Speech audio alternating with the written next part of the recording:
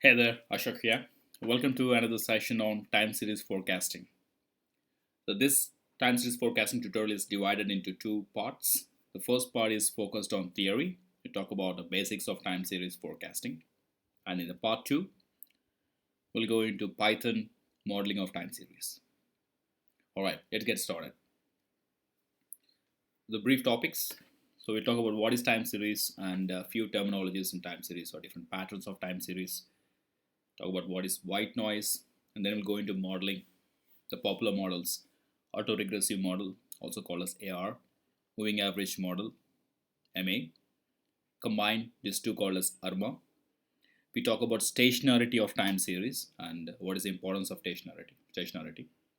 Then we talk about the most popular model called ARIMA, which is basically autoregressive integrated moving average, the three techniques together. We'll discuss about autocorrelation and also AIC criterion. This is the one which we use to validate the model fitness. Okay, what is time series? Time series is a set of observations on the values that a variable takes at different times. In a in simple terms, let's take a sales data. Right? You would have sales data collected on every month basis. Like for January, your sales is in numbers. I'm talking about. Um, let's say you have sold 230 some product, and in February you sold about a bit more, 300, and so on and so forth till December. So this is your sales data, right? This becomes a time series for you. And given that there is a pattern, time series pattern, we can predict the future sales in a monthly wise in the same unit. The same applies to your stock market prices, weather forecast, etc. There are different patterns of time series, data patterns in time series, right? And this is the first one, is called as trend. So trend is basically, you can see that there is an upward trend over here. Okay, apparently, the business maybe started here, and this is sales data I'm talking about here. So over a period of time, the brand value goes up, and more sales, more business. This is trend, right? And you could also observe an upward and downward, like there is a pattern, right? It's kind of like the initial months of the year, like January, February, there are low sales. The same with the end of the month, like November, December. In the mid, it gradually increased and it peaked at some time, somewhere around August or September. And this keeps on repeating for every year. You can see the same kind of pattern. And this pattern is called as seasonality. Understandably, it's changing with seasons. Oh, I'm using my mouse. My apologies. Seasonality. Seasonality. You understand that. All right. This is another example of seasonality. So this talking about an average weather, and this is number of days. So obviously, this could be 365 days, and this another year 365 days, and this is another year 365 days, and it basically this is 1 year. And you can see that the weather is going up and down in a very systematic manner, based on the seasons like summer, rainy, winter, etc. This kind of data is called a cyclic data. It follows a cycle. It's a very fixed parameter, maybe an underlying equation, mathematical equation. This looks like more like a sine series. Okay, sine, trigonometrical sine, right? And most of the time we don't need time series forecasting for this, because it looks a very stable time series. The trigonometrical cyclic series, we can simply extend the formula to predict. So we don't need a time series forecasting for this kind of cyclic data, time series data. And this can be taken as random. Well, there is some pattern, but it's called random. And typically we can break down random into seasonal and trend based on the hidden things, and the rest remaining is called as white noise. A white noise is purely random. There is absolutely no correlation between the future values and the past values, right? Basically, there is no relation. It's random, completely random. And that's called as white noise. And if it is completely random or white noise, right, um, we could not do any time series forecasting. So no time series forecasting. So no here, no here, and well, we can do time series forecasting here and here. Okay. Okay. Moving forward, well, as we discussed before, white noise is a terminology. It also means that a series purely random in nature. Right? Purely random in nature can be defined as if you take a mean of the series, it will be zero. It will be a constant variance. I assume that you have variance and all this data, the terminology knowledge. We have discussed about variance and standard deviation, right? And basically, a series with zero mean, which means you have like equal number of data and up and down, ultimately it leads to zero, and constant variation, and uncorrelated means its correlation coefficient is zero. There is no correlation. Then we call it as white noise.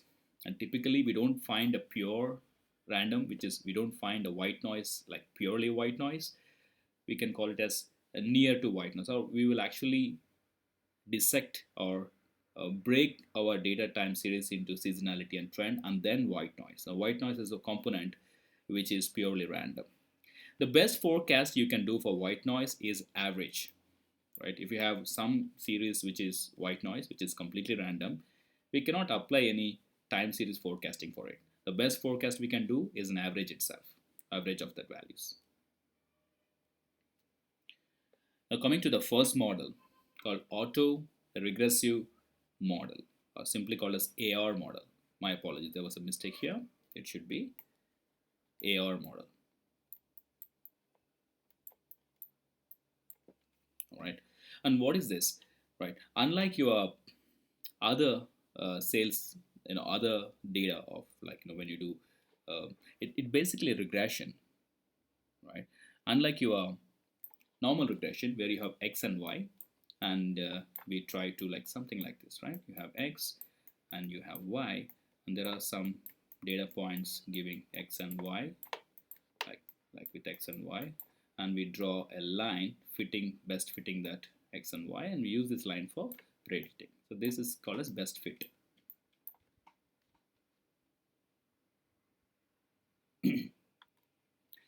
In here we don't have x, we only have one value y. Let's say this is a sales sales y, and let's say we have a sales data for about 2 years. So let's say 2016 January till December 2017, about 24 values, something like this. This is 1 year, and then something like this is second year. So this is the data you have. This is sales, and this kind of like something what you have seen before. It is actually peaking at around September, October, and then December is going down, and January, February is low, etc. If you want to perform a regression on this, there is no x in this. Actually, it's only y. Auto regression, as the name implies, we regress to itself with a time lag. So what we do is we actually take a previous values of this data and we use it for regression. So in simple means, if I am taking AR with parameter 1, which means one previous value, we are trying to regress using one past value, then I'm trying to say that the value or the sales y is basically sales. Y is sales in this case. Let's say y is equal to sales. Okay, so y of let's say June month, which is can be represented as yt. This is same yt here. The t time here I'm taking as June month, will be represented or calculated by using a constant value plus a coefficient and sales of May, June, right? So May month. So your June month value is dependent on your May month value, May sales, with some coefficient, which is multiplying factor, and a constant. All right. This is very similar to your y is equal to ax plus b or mx plus c, whatever you call b. This is a line equation, isn't it? So it's like linear regression we are talking about here. So it's a linear regression with a y equation, and here we don't have x. We are using a previous month value or the one time period before value as your parameter x, and the same equation to calculate the y. So in a very simple means, we are trying to calculate this month's or whatever month you want to do the value prediction using the previous month with some b and b1, which b is a constant or intercept we can call, and b naught is an intercept, and b1 is a slope, or you can call it as coefficient. Okay, this is AR1, autoregression 1 with a parameter 1. If you extend this, if you say AR2 model, a parameter 2, okay, this parameter is actually represented by p. If p is equal to 1, we are taking previous month to calculate the current month's prediction of the sales, right? If p is equal to 2, so we are taking last 2 months to predict the current month value. The formula will be extended accordingly. You'll have 2 coefficient, 1 intercept, 2 coefficients, okay, and so on and so forth. If you want to take p is equal to 3, your model is taking 3 months, previous 3 months values to predict current month's sales. I hope it is clear.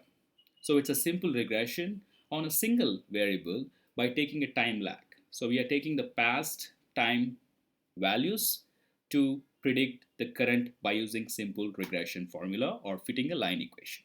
And this is auto regression or autoregressive model. And it is very popular, and it really works well when you have a good relation between the past values and the current value. All right. In other words, if the correlation between the past value and the current value is high, then autoregressive model will work better. And this what is the correlation between this called as autocorrelation, right? And there is a function called as autocorrelation function, ACF. We'll be discussing that in the end of these slides. Okay, but as of now, autoregression is a simple model trying to fit a line or regression using the past values of the same variable at different point of times. Okay, great. Well, we will do it in Python, then you'll understand it better. But in this, I want you to understand the concept. So when we do it, it makes sense to you. Okay. The second popular model is moving average. Moving average may not be what you think. So we are not just trying to calculate the average of two values. That is not the case. It is slightly different, right? So what is moving average? Moving average is calculated by using errors. In the previous calculation, right, we have done something like we fitted y is equal to ax plus b, or in other term b naught plus like beta naught, right? Beta naught plus beta 1 plus y t minus 1. T minus 1 is a previous time period. So if this is t, let's say if this is June, and t minus 1 will become May. All right. So and y is of course a sales. Sales of June is represented by a constant value b naught, which is an intercept what we call, and this is a coefficient b1 or beta 1 multiplied by the previous month sales. All right. When you predict this, you apparently, when you fit something and try to use b naught and b1 and predict this, and that may not be the actual. There will be an error. There will be an error with the model you're fitting, and the error is termed here as epsilon or error 1. So your actual equation is this and this plus error. Okay. When you only take these errors and do the same thing we have done it with with yt, okay, and that becomes your moving average. So moving average is more or less again fitting an equation, a line equation, but not with the past time values, like not with t minus 1. Rather, we are taking a representative of t minus 1 in the form of error. which is error t minus 1. So we are calculating the errors and using that errors as a function to fit a line. This is your moving average model. It makes more sense when you do it in values, but I think you already get the point. So we are not using the value t minus 1, we are using the error difference between the actual, I mean in the equation obviously you have an error one, because that's how you can match the predicted value to the actual value, and we use that error values to fit a line. So we are using representative of y minus t, not the yt minus 1. Sorry, the representative of yt minus 1, not the y times directly. This is moving average. It's also very popular. It can be used for smoothing normally. Right? You have moving average.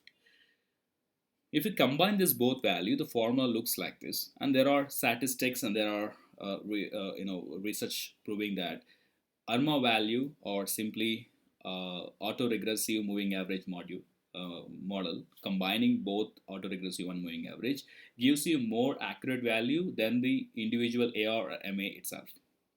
That become ARIMA model. It's also a very popular model, right?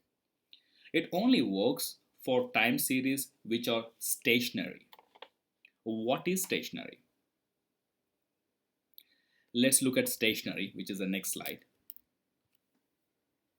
A series is said to be strictly stationary if the mean, variance and covariance is constant over a period of time, or time invariant.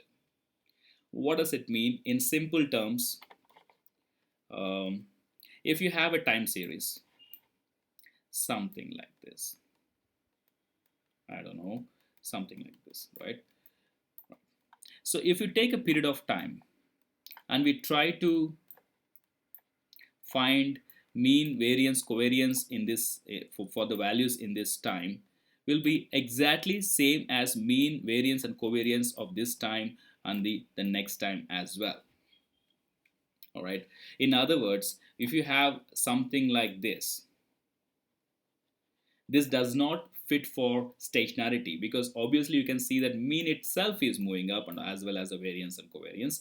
So this is actually non-stationary time series. Your autoregressive or moving average, or most of the models cannot be applied uh, for non-stationary. If you want to apply any time series forecasting techniques, it should be stationary. Stationary means the mean, variance, covariance of each period should be same, should be constant. So this kind of graph will not, this is not stationary, this is non-stationary. So your time series models cannot be applied for these kind of graphs. So what do you do? And most of the graphs you get in time series looks like this, including our sales data which we just saw, right? What do you do if you have a non-stationary time series? Well, there is a way to do it.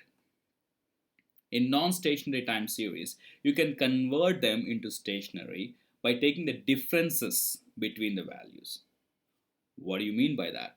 Well, let's say you have a sales data of, like, say something like in January I sold 250, and February I sold 300, and then March I sold again 250 or 260, and so on and so forth. Okay, there's something like this. Okay, you have a graph. It's like more like a sales data, right? Right. And when you say differencing once, this one differencing once, what we do is we make another series, not by the values but by the differences. The first value is obviously null, not available. The second value, if the new transformed series, which is different series, is 50, 300 minus 50. Okay, and this will be minus 20. And next will be this minus this, whatever it is. Let's say this is again 300, then it is 20, and so on and so forth. So basically, we find the difference between these two and this two and this two, and make another series, which is called as different series. All right. And we are differencing once, right? You can also difference it again, then it becomes differencing twice. Okay. And when you differentiate once, we call it as integrated. Differencing one series is also called as integrated order of one, right? Denoted by I. When you say I1, we are simply saying we are not taking actual values, we are taking a differentiated differencing series, which is we are considering the differences as a series. Okay, if this is your actual series, let's say sales over a different months, which is a time period, the difference one series will look like this. All right, so basically we are taking differences like between two in the consecutive ones and keep on going it. The first one obviously will become not available because the first one does not have any difference. There is nothing above it, and then from next value you have values, and this is called as integrated of order 1 or I1. Interestingly, when you differentiate it, your stationary attribute will be nullified. So automatically your graph will become something like this. Graph will transform something like this. You'll have negatives and positives, of course, and something like this. And this is mostly stationary, right? And then because it's stationary, we can apply autoregressive, moving average, or any other models. Okay, and again, why stationary? Stationary because most model assume stationary. If in other words, if your time series is not stationary, then you cannot apply any of the techniques. And that why is that? Because if it is not stationary, your autocorrelation or maybe autoregression both will actually come up with spurious regressions or spurious data. So your regression will not work properly, simply, right? So it has to be stationary to actually make it work. And how do you make it stationary? By simply differencing it. When you difference it, it's called as it's called as integrated order of one, as represented by I1. All right. So now comes your ARIMA model. So ARIMA model is combining these three different techniques: autoregressive model, moving average, and integrated as well. All right, and the value we represent the order of autoregressive, the autoregressive, how many variables you're taking behind, how many values to actually regress forward, we called as P. All right, and integration is actually differencing, so we call it as D, and moving average is, we call it as Q. The lag we are taking for moving average is considered as Q. So ARIMA has three parameters, and these are mandatory parameters: P, D, Q. All right. So if you say ARIMA PDQ, for example, ARIMA model with 0, 0, 1, then we are simply applying moving average. That's all. Other things are not considered. Basically, they're not taken. It is 0, 0, 1. Okay. And if you say 1, 1, 1, so then we are taking the values correspondingly. We are taking 1 in P, which means we are doing the auto regression using one value before it, like something like we are trying to predict June sales by using May sales with a coefficient and a constant being added, multiplied by coefficient and a constant being added. When you say 1 in D, so we are doing one differencing. So if there is any stationarity, it will come into, if there is any non-stationary things, it will transform into a stationary data. And then we are doing moving average with the Q value as 1, which is very similar to autoregression by fitting a line but using an error, right? This is ARIMA model, and this is by far the most successful model or most popular or used model in time series forecasting. Okay. All right. So autocorrelation, we talked about it in autoregression. What is correlation? So if when you say correlation between x and y, two values, two parameters, I'm pretty sure we have looked at two other tutorials of mine. We talked about correlation in detail. There is a formula of correlation. So when we say strong correlation, it will be anywhere between 0.5. Correlation varies between -1 to 1, +1. So +1 being strongly positively correlated, -1 being strong negatively correlated, right? 0 means no correlation, right? When you say strong positive correlation, which means when x increases, proportionally y also increases. When you say negative correlation, x decreases, y increases. right? In the same, in a higher magnitude, if it more near to 1, right? So this is correlation. So what is autocorrelation? Autocorrelation is very similar concept as autoregression. You're correlating with the same variable. So we don't have x and y. We will correlate xt against xt minus 1. What is this? We are moving the time series one step lag, which is called as time lag. So again, coming back to our sales data, I'm taking only one example to be more clear. Let's say we have sales of January of I don't know 250 and February of 300 and then 280 and 400 or 300 and then again 350 or something like that. So this is your time series, right? January, February. So it's basically um, time series. So if I simply take next another time series, this is called as x of t. Let's say x is sales here, right? When I say x of t minus 1, what I'm doing is I'm lagging by 1. So basically, I will move my time series by like this. So I'll just lag it by 1. So what happens? I have another new time series which has been shifted by 1,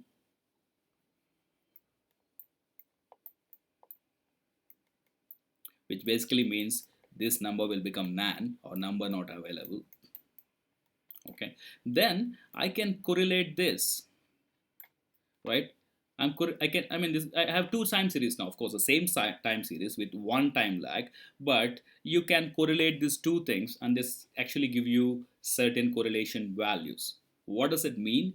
It means that how my current value, let's say 300, is related to 250 and how my 280 is related to 300, or in general how is my this month sales related to the past month sales, how much correlation it is between them.